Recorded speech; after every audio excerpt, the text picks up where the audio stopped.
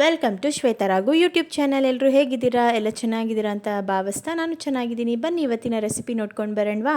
ಸಿಂಪಲ್ಲಾಗಿ ಕ್ವಿಕ್ಕಾಗಿ ಆಗುವಂಥ ಟೊಮ್ಯಾಟೊ ರಸಮ್ ಮಾಡ್ತಾಯಿದ್ದೀನಿ. ಬನ್ನಿ ಮಾಡೋದು ಹೇಗೆ ಅಂತ ನೋಡ್ಕೊಂಡು ಬರೋಣ. ನಾನೀಗ ಒಂದು 6 ಟೊಮ್ಯಾಟೊ ತೊಗೊಂಡಿದ್ದೀನಿ. ಅದನ್ನು ತೊಳೆದು ರೆಡಿ ಮಾಡಿ ಇಟ್ಕೊಂಡಿದ್ದೀನಿ. ಈಗ ನಾನು ಗ್ಯಾಸ್ ಸ್ಟವ್ ಮೇಲೆ ಒಂದು ಪಾತ್ರೆ ಇಟ್ಕೊಂಡು ನೀರು ಹಾಕ್ಕೊಂಡಿದ್ದೀನಿ. ಅದಕ್ಕೆ ನಾನಿವಾಗ 6 ಟೊಮ್ಯಾಟೊ ಎತ್ತಿಟ್ಕೊಂಡಿದ್ನಲ್ವ ಅದನ್ನು ಹಾಕೋತಾ ಇದ್ದೀನಿ. ಹಾಕ್ಕೊಂಡು ಚೆನ್ನಾಗಿ ಕುದಿಯೋಕ್ಕೆ ಬಿಡೋಣ. ಕುದಿಬೇಕು ಚೆನ್ನಾಗಿ. ಅದು ಟೊಮ್ಯಾಟೊ ಎಲ್ಲ ಸಾಫ್ಟಾಗಿ ಅದು ಸಿಪ್ಪೆ ಎಲ್ಲ ಬಿಡಬೇಕು.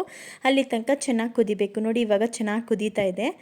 ಕುದಿಸ್ಕೊಂಡ್ರೆ ಈಗ ಟೊಮ್ಯಾಟೊದು ಸಿಪ್ಪೆ ಈಸಿಲಿ ಪೀಲ್ ಆಗುತ್ತೆ. ಈಗ ನೋಡಿ ನಾನು ಅದನ್ನು ತಣ್ಣಗಾದ್ಮೇಲೆ ನಾನೀಗ ಮಿಕ್ಸಿ ಗ್ರೈಂಡ್ ಮಾಡ್ಕೊಂಡು ಬರ್ತಾಯಿದ್ದೀನಿ. ಈಗ ಒಂದು ಪಾತ್ರೆ ಇಟ್ಕೊತಾ ಇದ್ದೀನಿ ಒಗ್ಗರಣೆ ಮಾಡ್ಕೊಳ್ಳೋದಕ್ಕೋಸ್ಕರ. ಇದಕ್ಕೀಗ ನಾನು 2ರಿಂದ 3 ಚಮಚದಷ್ಟು ಎಣ್ಣೆ ಹಾಕೋತಾ ಇದ್ದೀನಿ. ಎಣ್ಣೆ ಹಾಕ್ಕೊಂಡ್ಮೇಲೆ ನಾನು ಸಾಸಿವೆ ಹಾಕೋತಾ ಇದ್ದೀನಿ. ಸಾಸಿವೆ ಒಂದು ಸ್ಪೂನ್ ಸಾಸಿವೆ ಹಾಕ್ಕೊಂಡ್ಮೇಲೆ ಬೆಳ್ಳುಳ್ಳಿ ಹಾಕೋತಾ ಇದ್ದೀನಿ. ಬೆಳ್ಳುಳ್ಳಿ ಎಲ್ಲ ಜಜ್ಜಿಟ್ಕೊಂಡಿರೋದನ್ನು ಹಾಕೋಬೇಕು.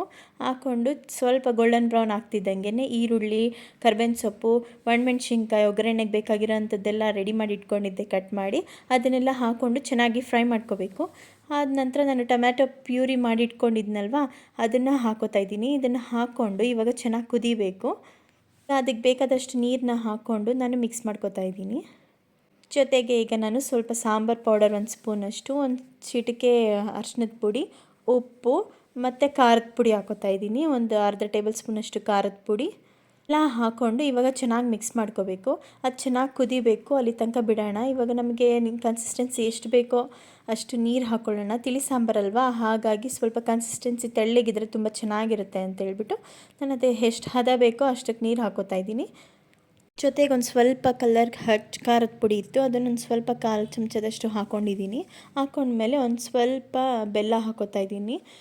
ಬೆಲ್ಲ ಎಂತಕ್ಕಂದರೆ ಉಪ್ಪು, ಹುಳಿ, ಖಾರ ಎಲ್ಲ ಚೆನ್ನಾಗಿರುತ್ತೆ ಅಂತ ಒಂದು ಸ್ವಲ್ಪ ಬೆಲ್ಲ ಹಾಕೋತಾ ಇದ್ದೀನಿ, ಒಂದು ಅರ್ಧ ಟೇಬಲ್ ಸ್ಪೂನಷ್ಟು ಹಾಕ್ಕೊಂಡು ಇವಾಗ ಚೆನ್ನಾಗಿ ಕುದಿಯೋಕ್ಕೆ ಬಿಡೋಣ.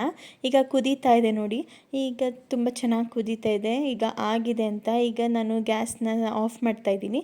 ಗ್ಯಾಸ್ ಆಫ್ ಮಾಡ್ಕೊಂಡ್ಮೇಲೆ ನಾನೀಗ ಕೊತ್ತಂಬರಿ ಸೊಪ್ಪನ್ನ ಕಟ್ ಮಾಡಿ ಇಟ್ಕೊಂಡಿದ್ದೆ ಅದನ್ನು ಹಾಕೋತಾ ಇದ್ದೀನಿ.